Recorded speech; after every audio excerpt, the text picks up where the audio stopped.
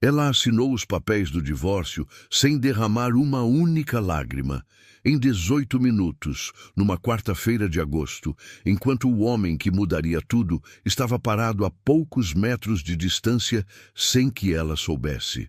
Até que o destino colocou os dois no mesmo supermercado, na mesma mesa de reunião, e o que parecia trabalho começou a se parecer perigosamente com vida. Apoie o canal deixando seu like e comentário, e vamos para a nossa história. Ricardo Castilho nunca imaginou que o momento mais importante dos últimos 2 anos da sua vida aconteceria numa calçada da Rua Augusta, num segundo que durou talvez 4 ou 5 batidas de coração, enquanto ele segurava uma pasta de documentos e olhava para uma mulher que ele jamais havia visto antes, e que saía andando pela cidade como se não devesse nada a ninguém. 41 anos, CEO da Castilho Tech, 160 funcionários, reuniões que começavam às 7 da manhã e terminavam depois das 22 horas. Um apartamento de 120 metros no Itaim Bibi, com janelas que cobriam a parede inteira e uma vista da cidade que impressionava qualquer um, exceto o próprio dono, que havia deixado de olhar para ela faz mais de 1 ano. Ricardo havia aprendido a medir a vida em métricas: crescimento trimestral, taxa de churn, margem de contribuição por contrato. O faturamento havia chegado a 75 milhões no último exercício, e ele soube do número por e-mail, leu no celular enquanto esperava o café na cozinha corporativa, digitou "ótimo trabalho, todos", num grupo de WhatsApp com 17 executivos e colocou o celular no bolso sem sentir nada que se parecesse com alegria. Era bom, claro que era bom, era muito bom. Mas havia algo, uma coisa pequena, persistente, que ele não conseguia nomear, que fazia com que cada conquista chegasse já com um fundo levemente vazio, como copo de vidro grosso, que parece cheio de longe e que você só descobre oco quando pega na mão. O divórcio havia sido 2 anos atrás. Beatriz. 10 anos de casamento dissolvidos durante uma madrugada, num escritório emprestado, às 11h30 da noite, sozinho, num andar vazio de prédio comercial no centro expandido, porque o apartamento que era deles havia passado a ser dela naquela semana e ele ainda não havia encontrado lugar para ir. Havia assinado cada folha com cuidado excessivo, como se a precisão da assinatura pudesse organizar o que estava desmoronando. A escrevente do cartório havia olhado para ele com um misto de profissionalismo e pena. O tipo de olhar que as pessoas reservam para coisas que não têm conserto, mas que também não matam. E ele havia saído para a rua de madrugada, com a pasta embaixo do braço, e ficado parado na calçada por 3 minutos, sem saber para onde ir. Não era tristeza exatamente. Era o tipo de desorientação que acontece quando você percebe que o mapa que estava seguindo era o mapa errado, mas que você já estava longe demais para voltar ao ponto onde teria escolhido diferente. Nos 2 anos que se seguiram, Ricardo havia feito o que sabia fazer. Trabalhou, expandiu a empresa, fechou contratos que pareciam impossíveis.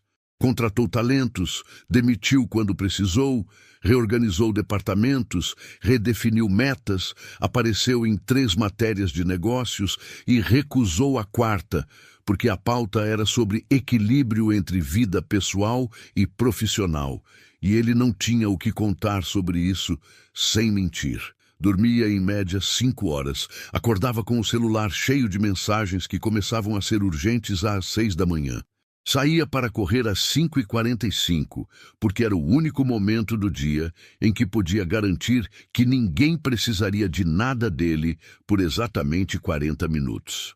Tinha amigos, ou o que chamava de amigos, pessoas que apareciam em jantares corporativos, que mandavam mensagem quando havia algo a celebrar ou a comemorar, que existiam em função de contextos e que sumiam quando o contexto mudava. Tinha Fernanda Lopes, a diretora comercial da empresa, 40 anos, competente e direta, que sabia mais sobre os negócios da Castilho Tech do que qualquer outra pessoa e que às vezes olhava para Ricardo com uma expressão que ele não conseguia decifrar, entre preocupação e exasperação, antes de voltar para os números. Tinha a vida cheia de coisas que funcionavam. Só não tinha, havia muito tempo, ninguém com quem quisesse realmente sentar em silêncio sem que o silêncio precisasse ser preenchido. Naquela quarta-feira de agosto, ele havia ido ao cartório do 9º ofício de notas na Rua Augusta com Cláudio Menezes, seu sócio de 10% na empresa recém-adquirida, para formalizar a transferência de cotas. Burocracia de 40 minutos. Que podia ter sido delegada para qualquer advogado da equipe, mas que Ricardo havia escolhido fazer pessoalmente porque havia algo na aquisição daquela empresa que ele queria fechar com as próprias mãos. Saíram do cartório às 11h17. Cláudio já falava de almoço, já digitava no celular, já pensava no que vinha a seguir. E então Ricardo viu uma mulher saindo do mesmo prédio alguns passos à frente deles, virando para a direita na calçada, atravessando a faixa de sol que caía entre um prédio e outro. 30 e poucos anos, cabelo escuro preso de forma prática, blusa simples de manga curta, uma bolsa de couro já usada no ombro, os papéis dobrados que ela guardava com cuidado dentro dela enquanto andava. O que ele notou não foi a aparência. Não era isso. Era alguma coisa no modo como ela andava. Ombros erguidos, passos constantes, queixo paralelo ao chão, os olhos olhando para frente com a tranquilidade específica de alguém que acabou de fechar uma conta que estava em aberto há muito tempo e que já estava pronta para o que vinha a seguir. Havia serenidade naquele corpo. Não a serenidade fabricada de quem está bem porque não sente, mas a outra, a mais rara, a de quem sente tudo e chegou do outro lado mesmo assim. Ricardo parou. Cláudio continuou falando ao lado dele por 2 ou 3 segundos antes de perceber que o sócio havia ficado parado no meio da calçada, com a pasta embaixo do braço e os olhos no ponto onde a mulher havia dobrado a esquina. "Tudo bem?" Cláudio perguntou. Ricardo fez que sim com a cabeça. Começou a andar de novo e não disse mais nada. Mas alguma coisa havia acontecido ali. Ele não sabia o nome dela.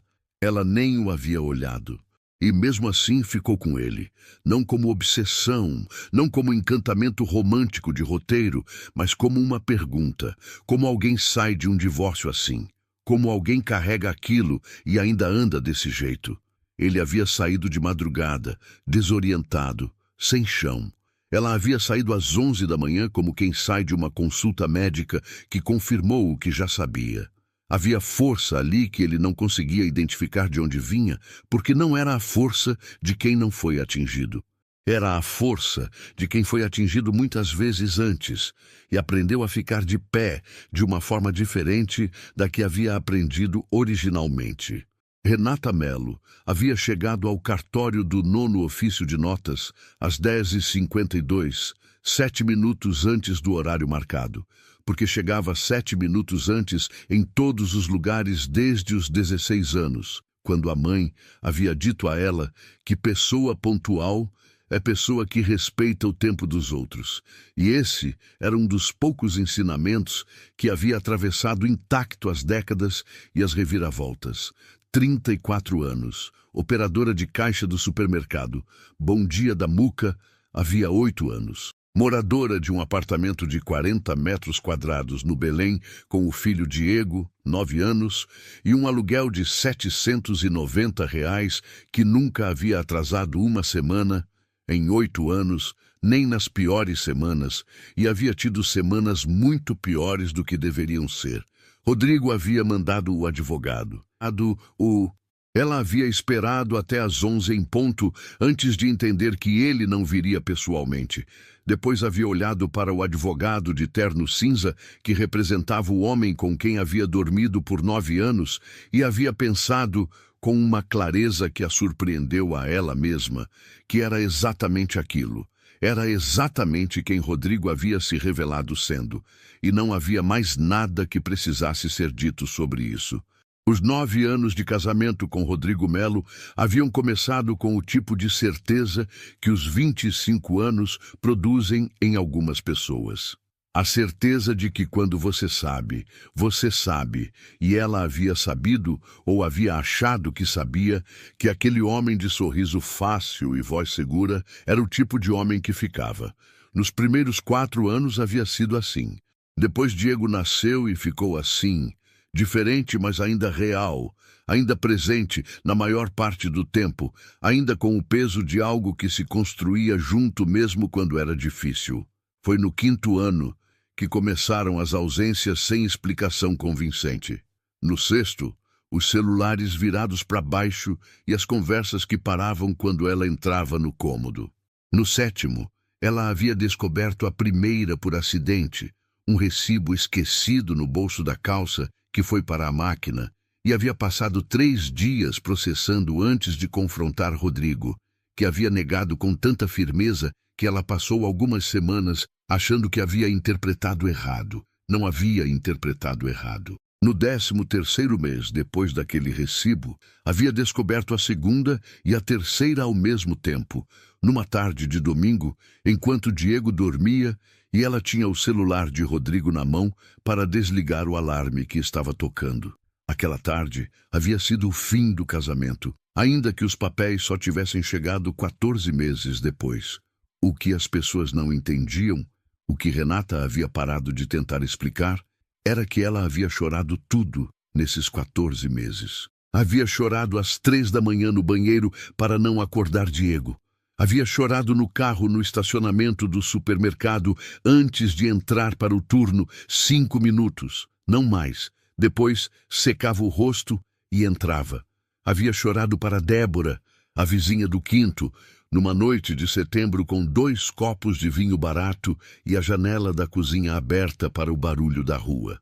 Havia sentido a terra sair debaixo dos pés e havia ficado de pé mesmo assim, não por heroísmo, não porque era forte de um jeito especial, mas porque Diego tinha a escola de manhã e aluguel vencia no dia 5 e o turno começava às 6h15 e a vida não parava para que ela pudesse afundar direito.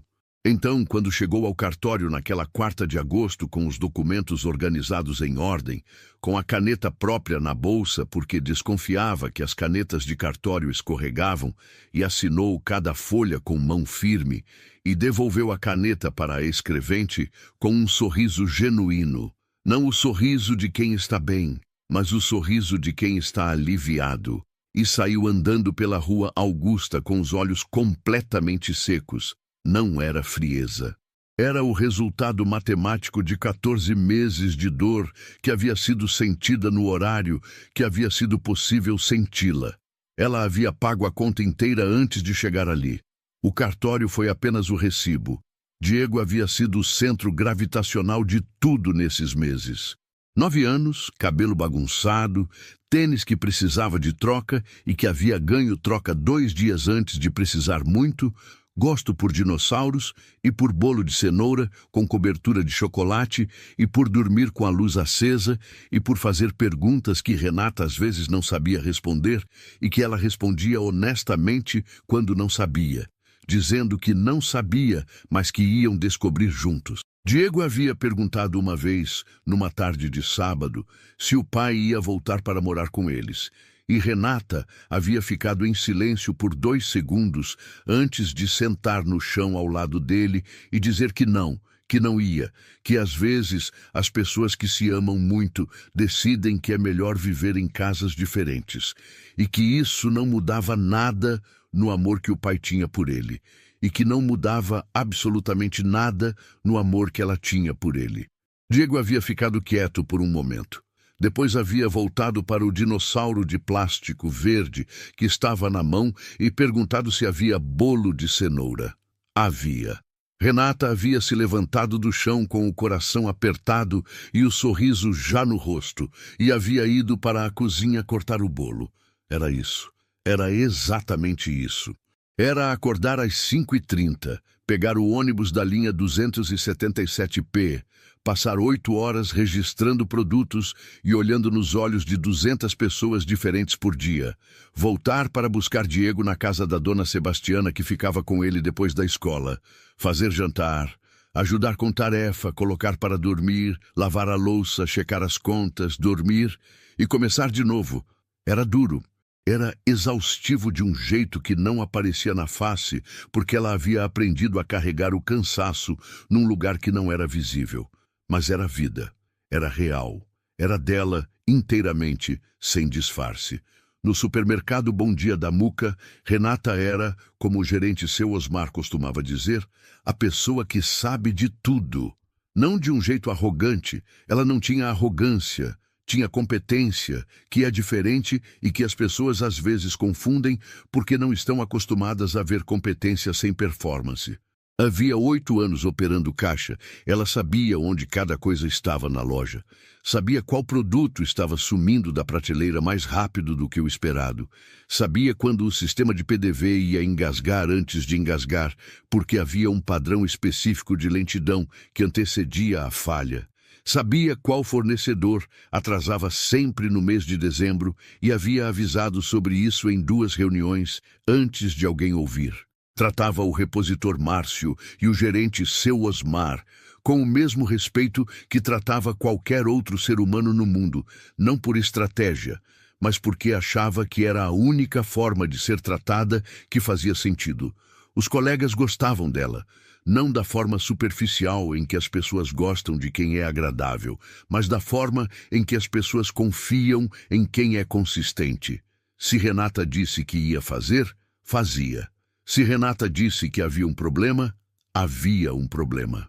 Essa consistência havia chegado ao conhecimento de seu Osmar de forma orgânica ao longo dos anos, e quando a rede Supermercado Bom Dia fechou o contrato com a Castilho Tech para a implantação de sistemas de autoatendimento em 12 unidades, foi seu Osmar quem disse, sem precisar pensar muito: a pessoa que vai fazer a ponte entre a equipe técnica e os caixas é a Renata. Ela ficou sabendo numa quinta-feira de tarde, 3 semanas depois do cartório, quando seu Osmar a chamou para a salinha de vidro que ficava do lado do depósito e explicou que a empresa havia contratado um sistema novo, que ia mudar como os caixas funcionavam, que a implantação ia começar pela unidade da Muca e se expandir para as outras 11, e que ele havia indicado o nome dela para ser a referência operacional do projeto. Renata ouviu tudo com atenção, fez 3 perguntas práticas e perguntou se isso mudava alguma coisa no turno dela, porque Diego saía da escola às 16h30 e a dona Sebastiana cobrava por hora extra. Seu Osmar disse que não, que as reuniões seriam no horário de trabalho dela, dentro da loja. Ela fez que sim com a cabeça. Tudo bem, disse, e voltou para o caixa. Não havia comemorado. Não havia sentido que era uma promoção ou uma conquista especial. Havia sentido que era mais uma responsabilidade e que ela ia dar conta porque era o que ela fazia com responsabilidades. A equipe da Castilho Tech chegou numa segunda-feira de manhã com notebooks, cabos, equipamentos em caixas de papelão e uma energia de quem estava ali para resolver algo que achava que sabia como resolver. 2 engenheiros de software, um gerente de implantação, uma analista de dados. Renata os recebeu no depósito do fundo da loja, onde haviam montado uma mesa improvisada entre paletes de estoque e caixas de papel higiênico atacado, e começou a fazer perguntas. Não perguntas educadas, não perguntas de protocolo, mas perguntas reais. Como o sistema lidava com ruptura de estoque em tempo real? O que acontecia quando havia divergência entre o código de barras do produto e o cadastro? Como era o fluxo de aprovação de desconto? O que o caixa precisava fazer quando o cliente queria dividir o pagamento em 3 métodos diferentes? Os engenheiros respondiam com segurança crescente que se transformava em hesitação à medida que as perguntas ficavam mais específicas, e Renata percebia o momento exato em que a segurança virava hesitação sem dizer nada a respeito, apenas anotando em seu caderno de capa preta com caneta azul: passando para a próxima pergunta. Naquela primeira semana, ela identificou 3 falhas que os engenheiros não haviam percebido. Na segunda semana, mais 2. Na 10ª reunião, uma sexta que seria a última antes de ela. Nas atas de projeto que ela mesma passou a redigir, porque percebeu que as que estavam sendo feitas pela equipe técnica não capturavam os pontos operacionais com precisão suficiente, cada falha estava documentada com o contexto, a frequência provável do problema no fluxo real de loja e uma sugestão de solução. Não eram sugestões de quem sabia de software. Eram sugestões de quem sabia de caixa, de fila, de cliente com pressa, de repositor sobrecarregado, de sistema travando no pico de movimento das 18 horas de uma sexta-feira. Eram sugestões que vinham de 8 anos de chão de loja e que os engenheiros, que nunca haviam operado um caixa de supermercado real na vida, não tinham como ter sozinhos. O gerente de implantação ligou para o escritório na segunda semana com um relatório que terminava com a frase: "A referência operacional indicada pelo cliente está sendo decisiva para a qualidade da entrega. Recomendo manter o alinhamento direto com ela durante toda a fase de implantação." A ligação chegou para Fernanda Lopes, que repassou para Ricardo com uma anotação: "A operadora de caixa está sendo mais útil que a metade da nossa equipe. Considere aparecer na Muca." Ricardo apareceu numa terça-feira de manhã, sem avisar o gerente de implantação. Chegou no carro, entrou pelo corredor de hortifruti, como qualquer cliente. Chegou ao depósito do fundo e ficou parado na entrada por 3 segundos antes de alguém o ver.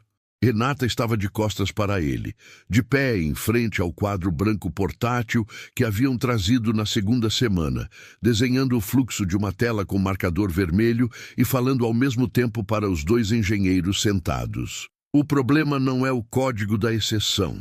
O problema é que o operador não tem tempo de ler exceção nenhuma com fila de 12 pessoas nas costas dele. Vocês precisam de um fluxo que resolve sozinho ou que leva um toque único, não um fluxo que pede decisão."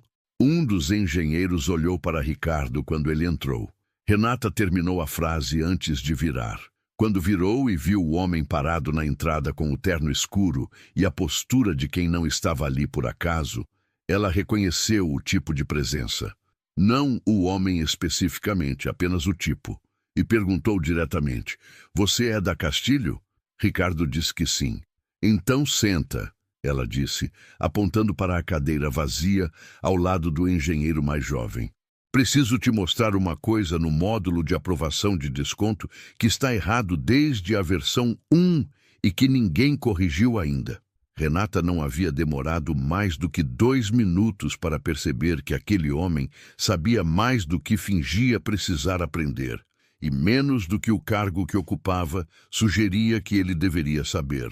Havia uma diferença entre saber como um sistema funciona em arquitetura e saber como ele funciona quando uma funcionária de 42 anos, que nunca havia usado autoatendimento na vida, tenta passar um pacote de macarrão que o sensor não está lendo, porque a embalagem amassou no transporte. Ricardo Castilho sabia a primeira coisa com profundidade. A segunda, Renata percebeu ali naquela primeira terça-feira, ele estava aprendendo em tempo real, e a qualidade da atenção com que ele ouvia era diferente da atenção dos engenheiros, que ouviam para confirmar o que já sabiam, e diferente da atenção do gerente de implantação, que ouvia para gerenciar. Ricardo ouvia como alguém que estava revisando premissas, o tipo de escuta que vem de pessoas que constroem coisas e que aprenderam, em algum momento, que a construção erra quando deixa de ouvir quem usa o que foi construído. Renata não soube o nome completo dele naquela primeira reunião. Soube apenas que era o CEO da empresa e que havia aparecido sem avisar, e isso, curiosamente, havia gerado mais respeito do que se ele tivesse chegado anunciado por e-mail com dia e hora marcados. Ele voltou na quinta-feira. A reunião estava marcada com os engenheiros, não com ele, mas ele chegou 20 minutos antes do horário e ficou conversando com Márcio, o repositor, enquanto esperava, perguntando sobre o fluxo de reposição de gôndola, sobre quais produtos saíam mais rápido, sobre o que mudava no comportamento dos clientes entre a manhã e o final da tarde. Márcio respondeu com a mistura de surpresa e satisfação de quem raramente é perguntado sobre o que sabe. E quando Renata chegou e viu os dois conversando no corredor de bebidas, ficou parada por um segundo antes de continuar andando. Havia algo naquilo que ela não conseguia ainda nomear. A reunião de quinta durou 2 horas e 40 minutos, a mais longa da semana, porque Renata havia encontrado a quinta falha na noite anterior. Um problema no módulo de pesagem integrada que faria o sistema acusar erro em todos os produtos de hortifruti com decimais irregulares, o que na prática significava praticamente todo o setor. E Ricardo havia ficado em silêncio por quase 1 minuto inteiro depois que ela terminou de explicar, olhando para as anotações dela no caderno de capa preta, antes de dizer para os engenheiros: corrijam isso antes de qualquer outra coisa. Essa falha sozinha inviabiliza o piloto na data que planejamos. Um dos engenheiros tentou argumentar que havia um workaround. Ricardo olhou para ele com uma expressão que não era raiva, era apenas precisão. Workaround para operador de caixa com fila não é solução, ele disse. É transferência de problema. Renata não disse nada, mas fez uma anotação no caderno. Nas 3 semanas seguintes, Ricardo apareceu em 6 das 9 reuniões marcadas, o que era significativamente mais do que sua presença era necessária para qualquer delas. Fernanda Lopes havia notado com a atenção específica de quem olha para os números de alocação de tempo de um CEO e percebe anomalia. Ricardo era pontual em todas as obrigações da empresa, as reuniões não atrasavam, os contratos saíam no prazo, as decisões eram tomadas. Mas havia naquele mês uma frequência de deslocamentos para a Muca que não estava prevista no cronograma e que Fernanda havia circulado com caneta vermelha no relatório de agenda antes de levar para a conversa. A conversa aconteceu numa segunda-feira de manhã no escritório da Castilho Tech, no Brooklyn, com a porta fechada e as persianas reguladas para o meio tom de luz que Fernanda usava quando queria que uma conversa fosse séria sem ser dramática. Você está comprometendo um contrato de 2,8 milhões por envolvimento pessoal com uma funcionária de base do nosso cliente. Ela disse, direta, sem introdução, da forma como sempre falava quando achava que rodeios seriam mais danos do que a frase em si. Ricardo ficou em silêncio por um momento. Não era silêncio de quem foi pego, era silêncio de quem estava pesando o que seria verdadeiro dizer em resposta. Ela está identificando falhas que nossa equipe não encontrou, ele disse finalmente. Não é pessoal, é técnico. Fernanda olhou para ele com a expressão que ele havia visto antes, entre preocupação e exasperação. Ricardo, ela disse. E a forma como disse o nome, sem complemento, com pausa depois, era o modo dela de dizer que ele estava sendo impreciso consigo mesmo e que ambos sabiam disso. Ele não respondeu. Fernanda continuou. Se isso virar problema com o cliente, perdemos o contrato e possivelmente os outros 11 da rede. Se a imprensa pegar, é pior. Eu não estou julgando, estou te dizendo o que o risco parece de fora. Havia lógica impecável ali. Era o tipo de argumento que Ricardo costumava fazer para outras pessoas, sobre outras situações, e que ele sabia quando estava do outro lado, tinha força exatamente porque era correto. Ele fez que sim com a cabeça. Delegou as visitas à Muca para o gerente de implantação a partir daquela semana.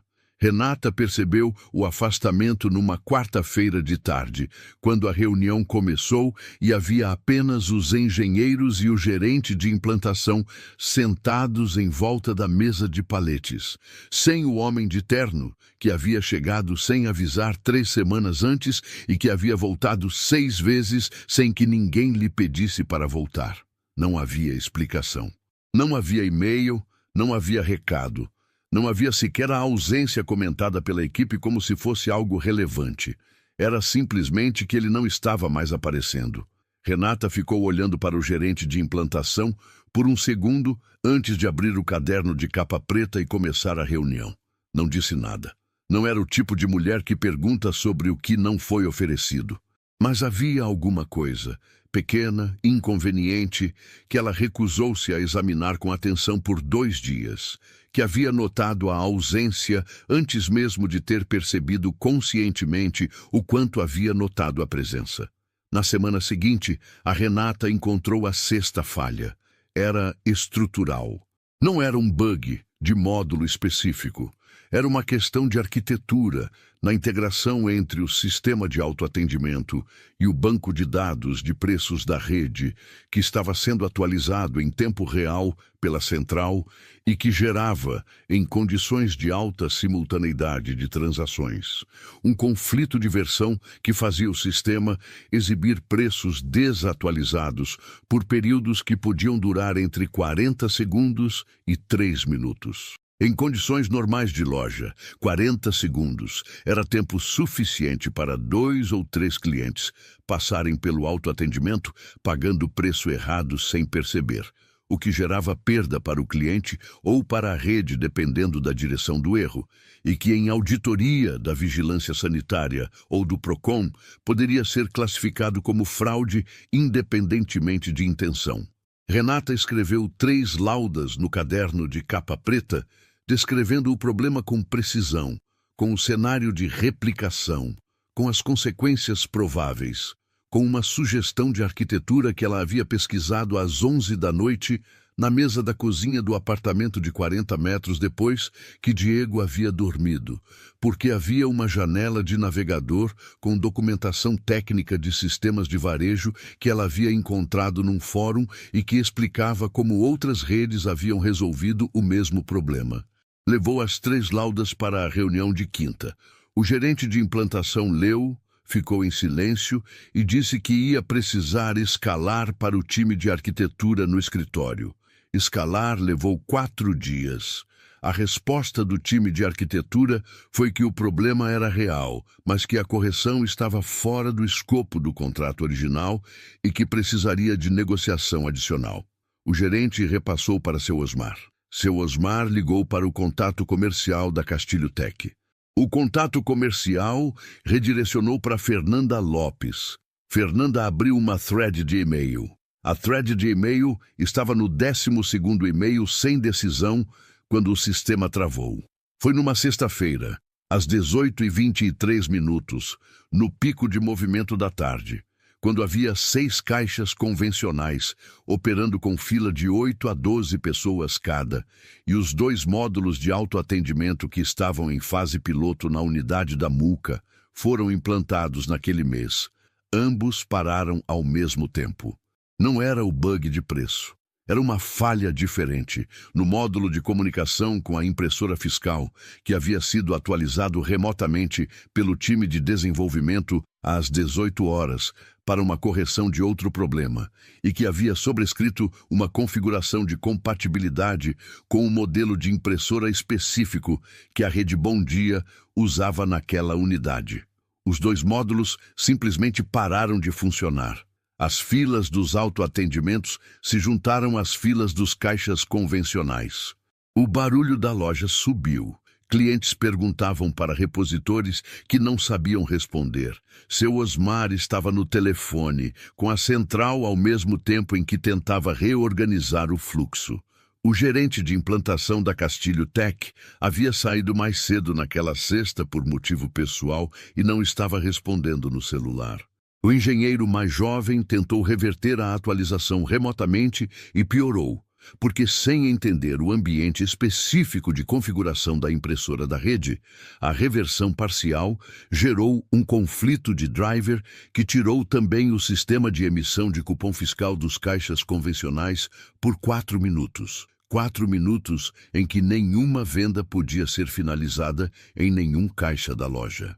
Renata estava no 6º caixa, com fila de 11 pessoas e o coração batendo mais rápido do que deveria, quando seu próprio terminal também travou por contágio do sistema. Ficou parada por 2 segundos. Depois pegou o celular, saiu do caixa, foi até a sala de seu Osmar e fechou a porta.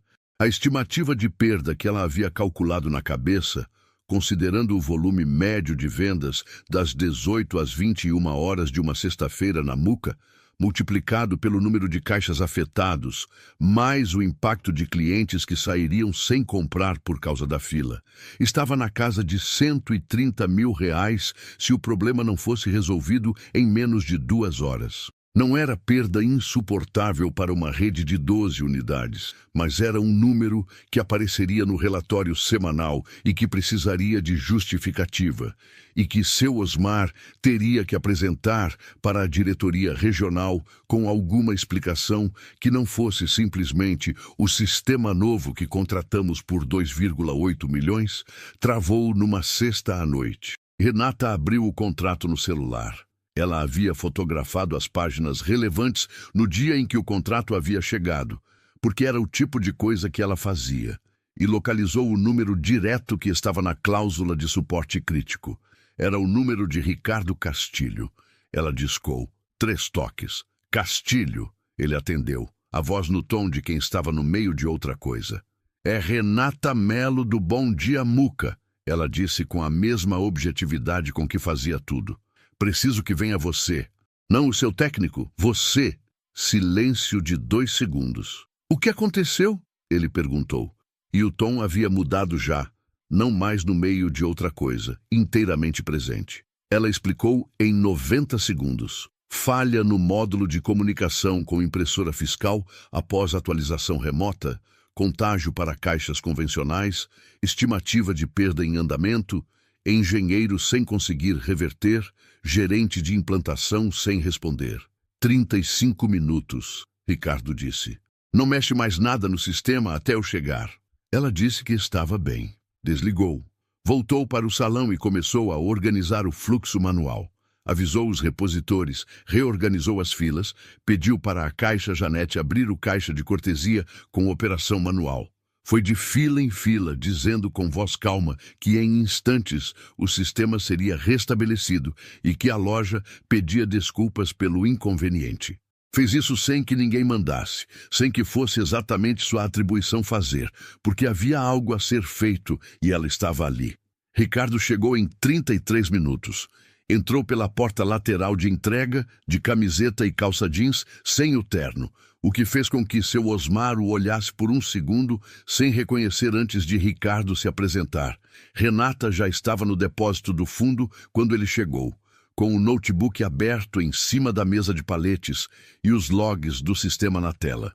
Ricardo sentou ao lado dela, passou os logs por 3 minutos em silêncio, fez 2 perguntas técnicas curtas e começou a trabalhar. Não havia hierarquia ali. Não havia CEO e operadora de caixa. Havia 2 pessoas olhando para o mesmo problema a partir de ângulos complementares. Ela sabia o que o sistema precisava fazer no chão de loja. Ele sabia como fazer o sistema fazer o que precisava ser feito. Às vezes, ele explicava um passo técnico antes de executar e ela confirmava ou questionava a implicação operacional.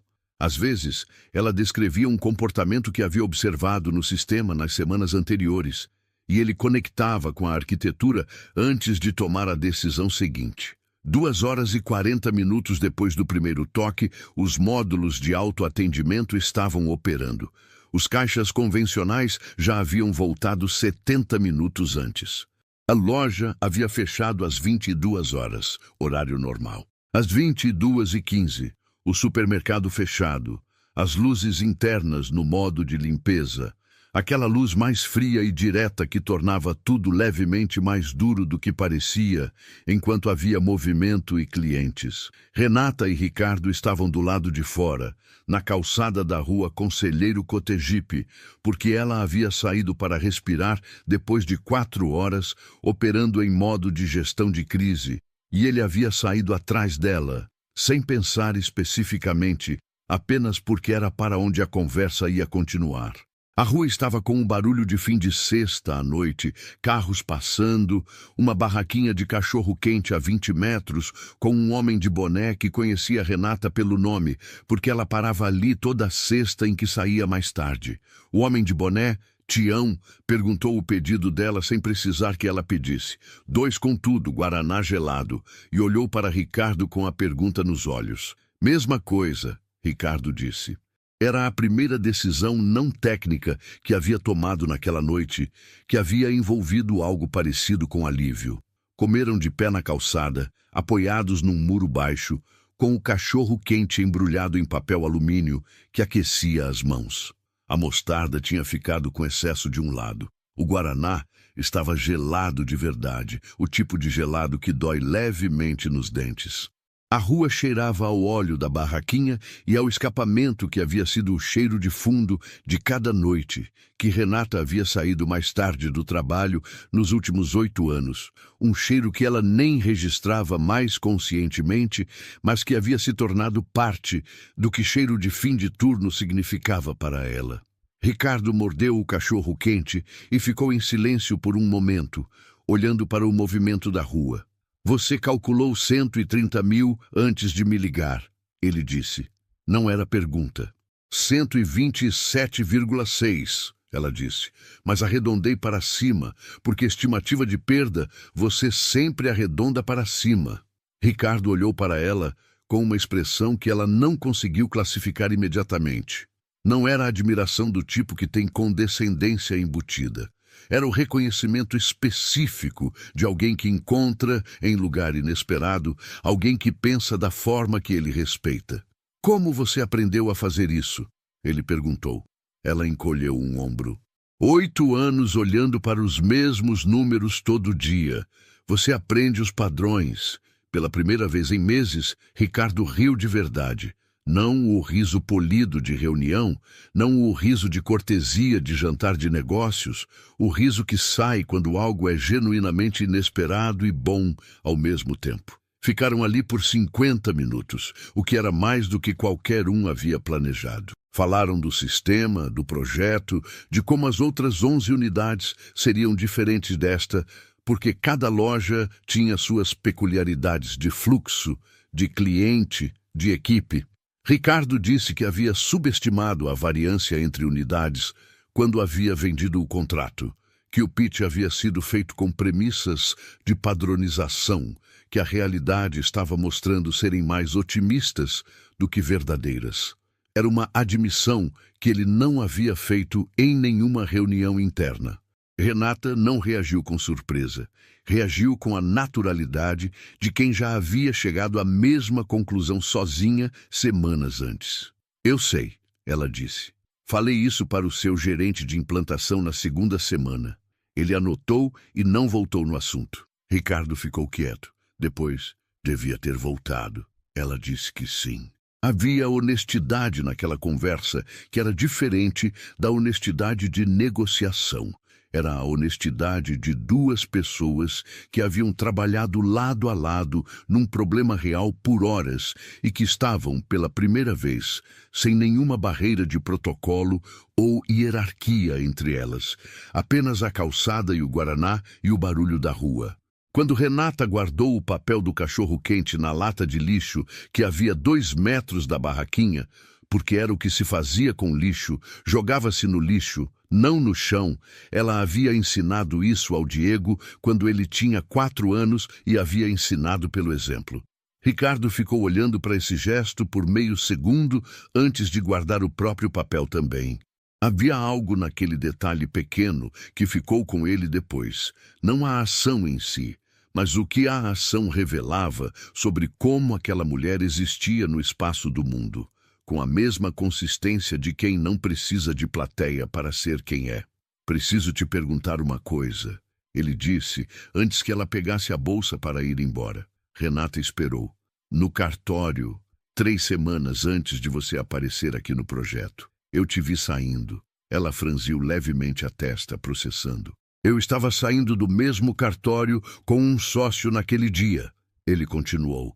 E você passou pela calçada e eu fiquei parado 1 segundo depois que você dobrou a esquina. Não sabia seu nome. Não sabia que ia te encontrar aqui. Renata ficou em silêncio por um momento. O barulho da rua era o fundo de tudo. Tião havia abaixado o toldo da barraquinha e só o rosto dele ainda aparecia pela janela lateral. E por que você está me contando isso agora? Ela perguntou, a voz calma, sem temperatura adicional. Ricardo olhou para ela com a honestidade de quem não tinha mais energia naquela noite para não ser verdadeiro. Porque você perguntaria mais cedo ou mais tarde, de um jeito que eu não ia conseguir responder se não houvesse dito antes, ele disse. Ela olhou para ele por um momento. Depois, pegou a bolsa. Boa noite, Ricardo, ela disse. Obrigado pelo sistema. E foi embora andando pela calçada da rua Conselheiro Cotegipe, a bolsa no ombro, o passo constante, os ombros no lugar que sempre estavam. Ricardo ficou parado por 1 segundo depois que ela dobrou a esquina. Era a 2ª vez que aquilo acontecia. Nos dias que se seguiram, a crise da sexta-feira produziu 3 consequências práticas. A primeira foi que o time técnico da Castilho Tech estabeleceu um protocolo de comunicação obrigatória antes de qualquer atualização remota em ambiente de produção, o que Renata havia sugerido na primeira semana e que havia entrado em ata sem ser implementado até então. A segunda foi que o gerente de implantação foi substituído por um profissional mais sênior, o que Ricardo comunicou internamente como realinhamento de escopo sem entrar em detalhes, mas que Fernanda Lopes entendeu como consequência direta da indisponibilidade numa crise que não deveria ter ocorrido. A terceira foi que Ricardo voltou a aparecer nas reuniões da MOOCA, não com a frequência anterior, mas com presença que havia se tornado diferente depois da sexta-feira, porque não havia mais a possibilidade de fingir que era apenas supervisão técnica. Renata sabia que ele havia aparecido porque ela havia ligado direto para o número de suporte crítico no contrato e pedido que viesse ele, não o técnico. Ele sabia que ela sabia. Isso tornava cada reunião levemente diferente do que as reuniões haviam sido antes. Fernanda Lopes havia feito uma segunda visita ao escritório de Ricardo numa quinta-feira de manhã. Desta vez, com os números de horas de Ricardo alocadas ao projeto da MOOCA no último mês, impressos numa folha que ela colocou sobre a mesa sem dizer nada antes de sentar. Ricardo olhou para os números. Sabia o que eles diziam. Ela encontrou 6 falhas estruturais que nossa equipe inteira não encontrou, ele disse. Isso tem valor técnico real. Tem! Fernanda concordou imediatamente. E você sabe que não é só isso. Silêncio. Sabe também que o contrato de implantação tem cláusula de conflito de interesse que não é só burocracia, é proteção legal para a rede e para nós. Ricardo ficou olhando para a janela do escritório por um momento. A cidade lá embaixo, 11 andares abaixo, carros e pessoas, e o dia de quinta seguindo seu curso sem precisar de decisão de mais ninguém. O que você está me pedindo? Ele perguntou. Que você decida o que é isso antes que vire um problema que eu vou ter que administrar, Fernanda disse. E havia nessa frase não apenas a diretora comercial protegendo um contrato, mas também algo mais próximo de preocupação real, do tipo que pessoas que trabalham juntas há 6 anos desenvolvem uma pela outra sem que ninguém declare isso formalmente. Ricardo fez que sim com a cabeça. Fernanda saiu. Ele ficou olhando para a cidade por mais 2 minutos antes de pegar o celular. Havia uma diferença entre decidir o que era certo e conseguir nomear o que estava acontecendo. E Ricardo havia passado um fim de semana inteiro nessa diferença, sem resolver nenhuma das duas coisas. No sábado, havia corrido 40 minutos mais do que o habitual, o que era o sinal mais confiável de que havia algo que não estava conseguindo colocar em ordem. No domingo, havia aberto o notebook às 8 da manhã com intenção de trabalhar e ficado 40 minutos olhando para o relatório de crescimento do terceiro trimestre sem ler uma linha de fato. O apartamento do Itaim estava com o sol entrando pelas janelas enormes da sala, aquela luz de domingo de manhã que tornava tudo levemente irreal. E Ricardo havia ficado sentado no sofá, com o café esfriando na mesa ao lado, pensando numa pessoa que havia guardado o papel de cachorro-quente no lixo, porque era o que se fazia com lixo. Não era que fosse a coisa mais impressionante que havia visto na vida. Era que era completamente consistente com tudo o mais, com a forma como ela tratava Márcio, o repositor da mesma maneira que o tratava, com a forma como documentava as falhas sem precisar de validação de ninguém para confiar no que havia encontrado, com a forma como havia dito boa noite e obrigado pelo sistema e ido embora sem olhar para trás para ver se ele estava olhando. Havia integridade estrutural naquela mulher. O tipo que não era performance, porque não havia audiência para performar. Era simplesmente o modo como ela existia. E havia também, Ricardo havia parado de evitar essa parte no domingo à tarde. Algo que ele não havia sentido em muito tempo, que era o desejo simples de saber o que a pessoa estava pensando. Não de forma estratégica, não de forma útil, apenas porque queria saber. A decisão que havia tomado foi a decisão correta do ponto de vista de todos os ângulos que Fernanda havia apresentado, e isso tornava a decisão correta sem torná-la fácil. Havia delegado, havia mandado o novo gerente de implantação, havia ficado no escritório no Brooklyn e trabalhado em outras coisas que também precisavam de atenção e que haviam ficado levemente desatendidas nas semanas anteriores. Era a decisão certa. Funcionava bem como decisão certa durante aproximadamente 70% de cada dia. Os outros 30% eram mais difíceis. Renata havia percebido o afastamento com a clareza específica de quem aprende a ler padrões de comportamento porque a vida havia cobrado esse aprendizado. Não havia feito nada com essa percepção por alguns dias.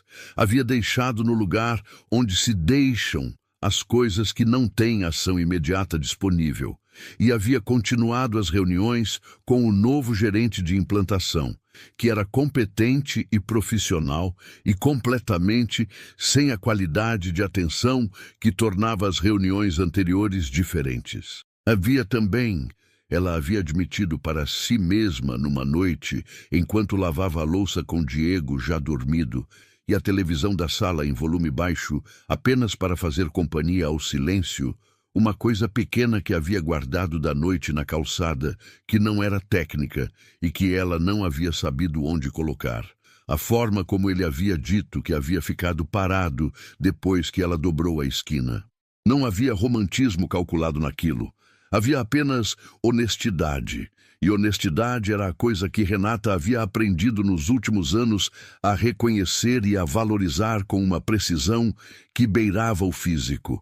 Havia sentido aquela honestidade e havia guardado a bolsa no ombro e dito boa noite e ido embora, que era a coisa certa de se fazer. E havia ficado com o pensamento mesmo assim. Mas havia também o Diego. Sempre havia o Diego, não como peso, nunca como peso, mas como presença que ordenava todas as outras coisas em torno dele, que estabelecia a escala de importância de cada decisão. Diego havia dormido com febre numa noite daquela semana, 38,2, que era a temperatura que fazia Renata ficar acordada, olhando para o teto, porque não era emergência, mas era o suficiente para deixar o sono levemente fora de alcance. Havia ficado deitada ao lado dele até ele melhorar, com a mão na testa do filho, medindo a temperatura de 15 em 15 minutos, ouvindo a respiração dele regularizar aos poucos. E havia pensado, não pela primeira vez, no que significava trazer qualquer coisa nova para dentro daquela vida pequena e organizada que havia construído com tanto cuidado. Diego havia perdido a estabilidade uma vez já. Ela havia perdido a estabilidade uma vez já. A reconstrução havia custado 14 meses de madrugadas de banheiro e turnos de 5h30 da manhã e aluguel pago sem atrasar uma semana. Não era coisa que se arriscava por um homem que havia ficado parado numa calçada e que aparecia em reuniões mais do que precisava aparecer. Não era coisa que se arriscava por nada que não fosse absolutamente real. O sistema travou numa sexta-feira. E Renata havia ligado para o número do contrato de suporte crítico, porque era o número do contrato de suporte crítico, e porque era isso que a situação exigia. A decisão havia sido completamente objetiva. O que havia acontecido depois? A barraquinha de cachorro-quente, os 50 minutos na calçada, a conversa sobre 127,6 e sobre o cartório, não havia sido planejado por nenhum dos dois. Havia acontecido com a naturalidade orgânica das coisas que não são forçadas. E era exatamente essa naturalidade que tornava aquilo mais difícil de ignorar do que seria se houvesse esforço envolvido. Na semana seguinte ao sistema travado, Ricardo havia mandado uma mensagem pelo número do WhatsApp que havia ficado do suporte técnico. A mensagem dizia apenas: o protocolo de atualização foi implementado. Obrigado por ter ligado direto. Era mensagem técnica, completamente dentro do escopo, completamente justificável. Renata havia lido, havia ficado em silêncio por um momento, havia digitado: ok, obrigada pelo retorno, e havia colocado o celular na mesa. Havia ficado com a tela acesa por alguns segundos antes de escurecer. Havia voltado para o jantar que estava fazendo. 3 dias depois, ele havia mandado outra mensagem. A sexta falha que você encontrou. A de arquitetura de integração de banco de dados. Resolvemos. Vai entrar na versão da semana que vem. Você vai notar a diferença no tempo de resposta do sistema nas atualizações de preço. Renata havia lido essa mensagem no ônibus da linha 277IP às 6h40 da manhã, em pé, com a bolsa no colo e o celular na mão, e havia sentido algo apertar levemente no peito que ela recusou-se a identificar com precisão. Havia digitado: bom, era o problema mais sério, e havia guardado o celular. Havia um padrão naquelas mensagens que ela reconhecia porque havia vivido o suficiente para reconhecer padrões. Eram mensagens que tinham justificativa técnica e que também não precisavam ser mandadas por mensagem de WhatsApp às 10h30 da noite ou às 6h40 da manhã. Podiam ter ido por e-mail para o canal oficial do projeto, onde havia thread com todos os envolvidos. O fato de que não iam por e-mail para o canal oficial, onde havia thread com todos os envolvidos, era um dado. Renata havia olhado para esse dado com a mesma objetividade com que olhava para os dados de fluxo operacional da loja. Havia guardado o dado no lugar onde se guardam os dados que ainda não têm conclusão. A conversa real, a que importava, a que não tinha justificativa técnica que a tornasse outra coisa, aconteceu numa terça-feira de tarde, em que o novo gerente de implantação havia cancelado a reunião por problema de saúde e em que Ricardo havia aparecido no lugar dele sem avisar que era o padrão de aparição que ele havia estabelecido desde a primeira vez. Renata estava sozinha no depósito do fundo, organizando as anotações do caderno de capa preta, numa planilha que havia montado para registrar o histórico de falhas identificadas e o status de cada correção quando ele entrou. Ela não se surpreendeu. Havia percebido, sem se deter especificamente nessa percepção, que havia parado de se surpreender com a presença dele, o que em si era informação. Pedro cancelou, ele disse. Eu sei, ela disse. Você quer a atualização do módulo de pesagem ou só o status geral? Ele perguntou. Status geral, ela disse, e trabalharam por 90 minutos. Quando terminaram, havia aquela pausa específica que acontecia no fim das reuniões, quando o assunto técnico estava resolvido, e havia outra coisa que ainda estava no ar sem endereço. Renata fechou o caderno. Ricardo fechou o notebook. A loja funcionava ao fundo com o barulho de supermercado de tarde. Carrinhos, crianças, o bip dos caixas no salão, o sistema de som com ofertas que mudava a cada 20 minutos. "Você sumiu das reuniões?" ela disse, sem tom acusativo, com a neutralidade de quem está verificando um dado. Não era pergunta. Ricardo ficou em silêncio por um momento. "Sim", ele disse. "Por quê?" ela perguntou. Havia precisão cirúrgica naquela pergunta. Não agressividade, apenas recusa de aceitar ausência sem explicação quando havia algo que merecia explicação. Ricardo olhou para ela. "Alguém na empresa achou que minha frequência aqui estava comprometendo a objetividade do contrato", ele disse. Era a versão honesta.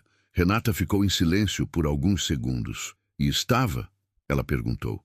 Ricardo olhou para ela por um momento mais longo do que o necessário para responder com segurança. "Provavelmente", ele disse. Havia honestidade suficiente nessa resposta para que Renata ficasse quieta por um momento processando. Não era a honestidade confortável de quem confessa algo sem consequência. Era a honestidade desconfortável de quem diz algo que abre uma conversa que não tem caminho de volta para antes dela. Ela olhou para o caderno fechado sobre a mesa de paletes. "Eu não vou ser projeto de ninguém", ela disse, a voz calma, sem calor extra, apenas verdade sendo dita da forma como ela dizia todas as coisas verdadeiras, diretamente, sem ornamento. "Nem eu, nem o Diego." Ricardo não respondeu imediatamente.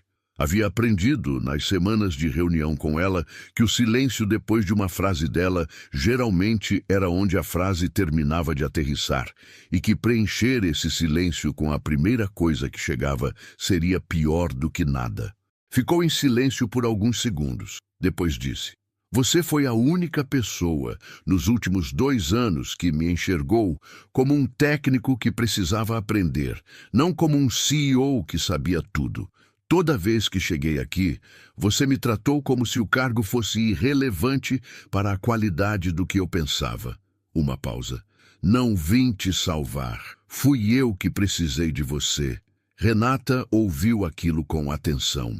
Havia uma diferença entre o homem que diz que não quer salvar ninguém, porque sabe que essa é a frase certa, e o homem que diz que não quer salvar ninguém, porque chegou a essa conclusão através de algo real.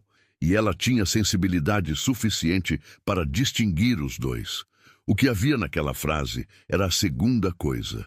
Não havia performance naquilo. Havia alguém que havia realmente passado por algo que o havia mudado de um jeito específico e que estava descrevendo esse algo com a precisão de quem entendeu o que havia acontecido. Ficou em silêncio por um longo momento. A loja funcionava ao fundo. Márcio passou pela porta do depósito com um carrinho de estoque, sem olhar para dentro. "Eu preciso pensar", ela disse finalmente. Ricardo fez que sim com a cabeça. Se levantou, pegou o notebook. Na porta parou. "Renata", ela olhou. 6 falhas em 5 semanas, com documentação, contexto operacional e sugestão de solução em cada uma. Independente de qualquer outra coisa, esse trabalho tem valor que não está sendo remunerado pelo cargo que você tem aqui." Ela não disse nada. Ele saiu. Ela ficou parada no depósito por 1 minuto depois que ele saiu, olhando para o caderno de capa preta. Havia 2 coisas separadas acontecendo, e ela as mantinha separadas com o rigor com que mantinha separadas todas as coisas que precisavam ser avaliadas por critérios diferentes. A primeira era o que havia entre eles que não era técnico e que ela havia decidido que precisava de tempo e de mais informação antes de qualquer passo. A segunda era o que ele havia dito sobre o trabalho, que era verdadeiro e que ela sabia que era verdadeiro desde a 3ª semana, quando havia encontrado a 4ª falha e havia percebido que o que estava fazendo não era o que uma operadora de caixa era contratada para fazer. Havia separado as 2 coisas. Havia ido trabalhar o resto da tarde com a mesma presença de sempre. Nos dias seguintes, Ricardo havia feito o que havia dito que ia fazer.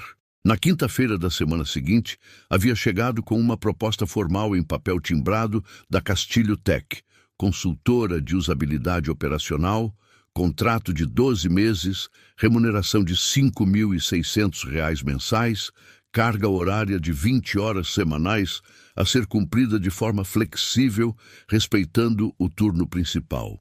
Havia entregado os documentos para ela pessoalmente, sem intermediário, e havia dito que ela tinha quanto tempo precisasse para ler e que havia espaço para negociação em qualquer ponto. Tinha colocado o contrato sobre a mesa de paletes e saído sem ficar esperando reação.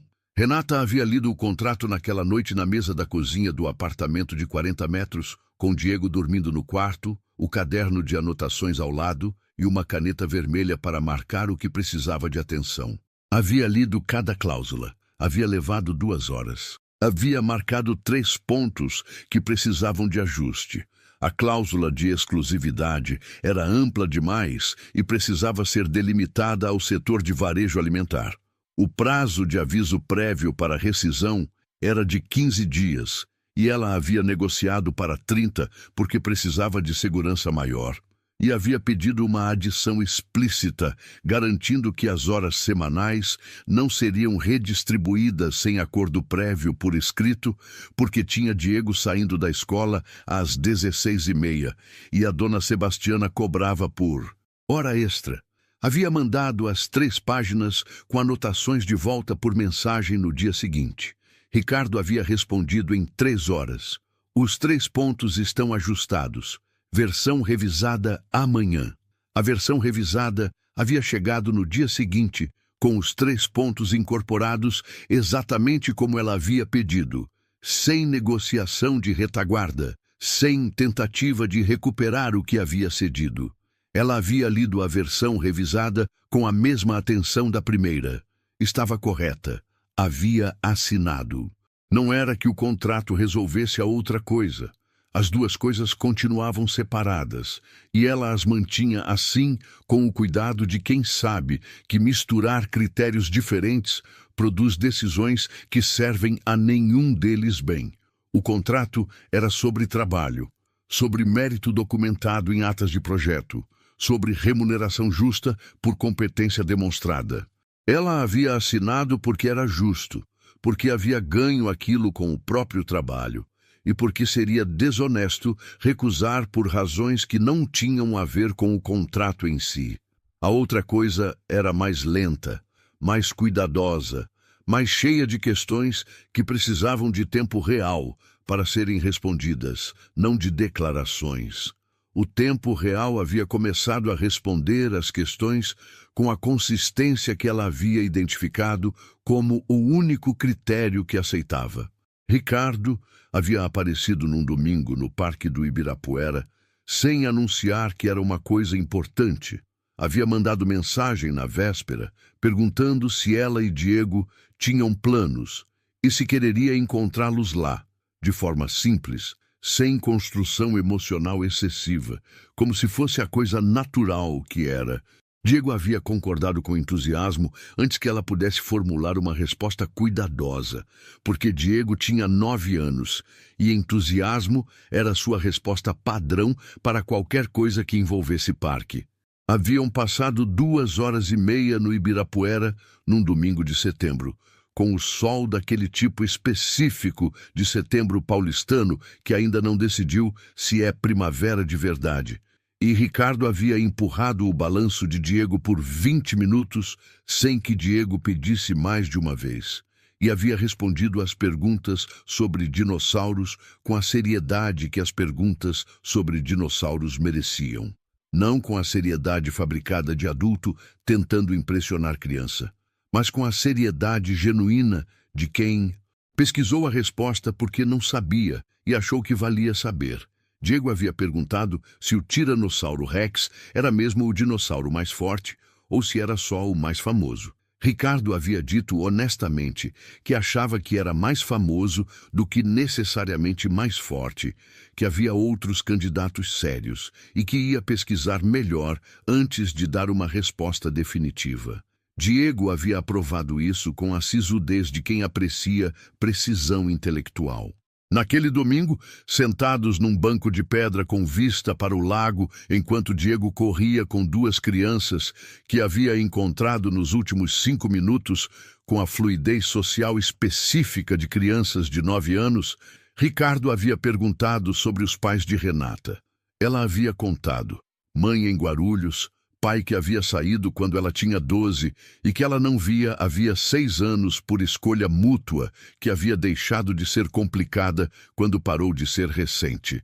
Havia contado sem drama, sem o peso de confissão dolorosa, com a naturalidade de fato biográfico que havia sido processado e posto no lugar correto ao longo dos anos. Ricardo havia ouvido com atenção e depois havia dito que o pai dele havia morrido quando ele tinha 36 anos e que havia 2 coisas que lamentava não ter dito enquanto havia tempo, e que uma delas era que admirava a forma como o velho havia construído a própria empresa do zero, sem nenhuma rede de apoio, e que havia ficado muito tempo sem conseguir dizer isso porque achava que a admiração era óbvia e que não precisava ser dita. E que havia aprendido tarde que as coisas óbvias são exatamente as que mais precisam ser ditas. Renata havia ficado em silêncio por um momento. Depois, havia olhado para Diego correndo ao redor do lago e havia dito: ele sabe que eu o amo porque eu digo todo dia e porque estou aqui todo dia. Ricardo havia ficado quieto. Era a resposta mais precisa e mais completa que ele havia ouvido sobre o que importava na presença. E havia chegado num banco de pedra do Ibirapuera num domingo de setembro de uma mulher que estava olhando para o filho correr. Os jantares no Brás haviam começado 2 semanas depois, simples, num restaurante japonês pequeno de balcão que ela conhecia há 4 anos, e cujo chefe era um senhor de 60 anos chamado seu Hideo, que preparava um temaki de salmão com cream cheese que Diego havia pedido Renata para trazer em marmita uma vez, e que ela havia explicado que não funcionava assim, que temaki era coisa de comer na hora. Ricardo havia chegado no primeiro jantar 10 minutos antes e havia pedido água, enquanto esperava, sem pedir nada além de água. E quando ela havia chegado e visto que ele estava esperando há 10 minutos, sem o menor sinal de impaciência, havia sentido algo pequeno se mover no peito que não havia conseguido ignorar tão facilmente quanto havia ignorado outras coisas. Haviam comido devagar. Seu Hideo havia trazido o temaki de salmão, sem que nenhum dos dois pedisse, e havia dito, com o sotaque de quem nasceu no Japão e viveu 50 anos no Brás, para os amigos, e havia voltado para o balcão sem esperar comentário. Renata havia olhado para o prato e depois para Ricardo com uma expressão que ele havia entendido sem precisar de tradução.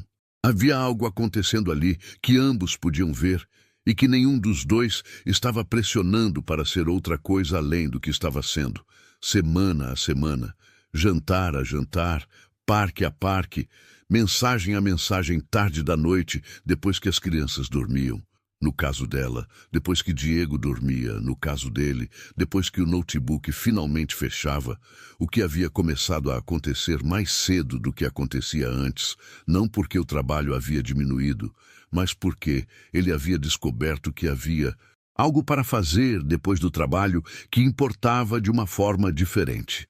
Havia também os dias difíceis, porque sempre havia os dias difíceis, e a questão não era se aconteceriam, mas como seriam atravessados. Havia uma tarde em que Diego havia chegado da escola com o olho vermelho de choro contido e havia contado, com a seriedade de 9 anos, que às vezes pesava mais do que deveria, que um colega havia dito que filho de família separada era menos família. Renata havia ficado parada na cozinha por 3 segundos antes de sentar no chão ao lado do filho e dizer que família era o que se escolhia todos os dias, não o que estava escrito em papel de cartório, que a família deles dois era completamente real e completamente suficiente, e que o colega havia dito uma besteira no recreio, porque crianças às vezes dizem besteiras no recreio, assim como adultos às vezes dizem besteiras em outros lugares. Diego havia ficado quieto por um momento e depois havia perguntado se o Ricardo era família. Renata havia ficado com a pergunta por um momento, não porque não soubesse o que responder, mas porque queria responder com a precisão que a pergunta merecia. O Ricardo é uma pessoa importante, ela havia dito. Família é o que a gente constrói com o tempo. Ainda estamos construindo. Diego havia processado isso com a seriedade de quem está formando o entendimento. Depois havia dito que, tudo bem, que ele gostava do Ricardo porque o Ricardo havia pesquisado sobre o espinossauro e havia mandado uma mensagem com 3 informações novas sobre o espinossauro que Diego não sabia, o que na escala de valores de Diego era peso significativo. Renata havia feito o jantar com o coração apertado de amor por aquela criança e o pensamento ainda no que ele havia perguntado. Havia mandado uma mensagem para Ricardo naquela noite, depois do jantar e do banho e da história e da luz acesa no modo noturno e do até amanhã e do portão do quarto fechado com cuidado. A mensagem dizia apenas: o Diego perguntou se você é família. Ricardo havia ficado em silêncio no WhatsApp por 4 minutos, que era mais do que o normal. Depois havia respondido. O que você respondeu? Ela havia contado. Mais silêncio. Depois, é a resposta certa. Quero construir. Só isso. Renata havia ficado olhando para a tela por um momento antes de colocar o celular sobre a mesa. Havia ido lavar a louça. Era o que havia para fazer às 10h23 de uma segunda-feira com Diego dormindo e o apartamento quieto. Havia lavado a louça, ouvindo o barulho da rua lá embaixo. O mesmo barulho de sempre, o escapamento e as vozes e a cidade que não parava. E havia pensado que havia algo muito diferente em estar num lugar que conhecia inteiramente, com a vida que havia construído com as próprias mãos, depois de tudo que havia desmoronado. E não se sentir sozinha. Não era que a vida havia ficado simples.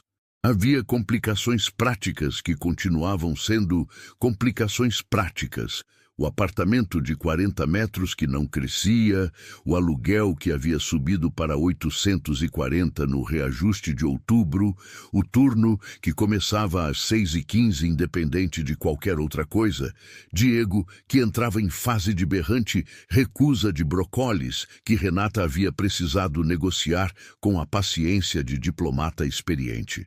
Havia a questão do contrato com a Castilho Tech, que havia mudado a remuneração, mas que também havia mudado a visibilidade dela dentro da loja e que havia gerado 2 comentários de colegas que ela havia ouvido, processado e deixado no lugar de comentários de colegas, que era onde ficavam. Havia a Fernanda Lopes, que era profissional e eficiente em todas as interações que tinham no contexto do projeto e que havia olhado para Renata numa reunião de alinhamento comercial com a expressão de quem estava fazendo cálculo que não era matemático, e Renata havia devolvido o olhar com a serenidade de quem não devia explicação sobre a própria vida para ninguém que não fosse ela mesma. E havia Ricardo, que continuava sendo consistente de uma forma que ela havia aprendido a distinguir de performance com a precisão de quem havia vivido com performance por anos suficientes para reconhecer a diferença. Ele não havia prometido nada que não havia cumprido. Havia pesquisado o espinossauro, havia chegado antes do horário e esperado sem impaciência. Havia lido o contrato revisado com os 3 pontos dela e aceitado sem retaguarda. Havia aparecido em 33 minutos, quando ela havia ligado para o número de suporte crítico. Havia ficado parado na calçada depois que ela dobrou a esquina por 2 vezes, separadas por meses, sem que nenhuma das 2 fosse sobre ela especificamente. Eram sobre algo que ela representava para ele, que ele havia levado tempo para entender, e que havia descrito naquele depósito de supermercado com a voz de alguém que não estava recitando declaração, estava tentando ser verdadeiro. Havia consistência real ali, e consistência real era a única moeda que Renata aceitava. Numa noite de novembro, com chuva fina caindo sobre a muca e o brilho amarelado dos postes refletido na calçada molhada, eles haviam saído do jantar no restaurante do seu Ridel e ficado parados na porta por um momento, porque nenhum dos dois havia trazido guarda-chuva. Ricardo havia olhado para a chuva, depois para ela, e havia perguntado com voz simples: "Quer esperar passar?" Ela havia ficado em silêncio por um momento olhando para a rua molhada, as luzes refletidas na poça d'água na calçada, o barulho da chuva sobre as marquises dos comércios fechados, a cidade inteira em tom de azul e amarelo misturados. Havia sentido o ombro dele ao lado do dela na porta estreita do restaurante e havia pensado em 14 meses de banheiro de madrugada e em Diego dormindo com febre e no cartório da Rua Augusta, numa quarta-feira de agosto, e em como havia saído dali com a cabeça erguida, não porque não havia sofrido, mas porque havia sofrido tudo e chegado do outro lado mesmo assim. Havia pensado em como essa era a vida que havia construído, real e imperfeita e inteiramente dela, e em como havia espaço nessa vida para algo que crescia devagar e honesto, semana a semana, sem disfarce. Não, ela havia dito, e havia saído caminhando na chuva fina, e Ricardo havia saído junto, e nenhum dos dois havia corrido. E ali, naquela calçada da Muca em novembro, com a chuva fina tocando os ombros e a cidade ao redor deles continuando seu barulho de sempre, Renata percebeu que aquilo era recomeço. Não o recomeço dos contos. Não havia música de fundo, nem narrativa arrumada. Era o recomeço real, que vem devagar e sem cerimônia, construído sobre escolhas repetidas em dias ordinários, sobre consistência que se prova no tempo e não em gestos grandiosos, sobre dois adultos que haviam saído do mesmo cartório machucados e que haviam escolhido, semana a semana, construir algo que não precisava de disfarce para ser real. Não era dinheiro, não era salvação, era presença, era respeito, era alguém que chegava antes do horário e esperava, era alguém que pesquisava o espinossauro, e isso era suficiente, era tudo, era exatamente tudo.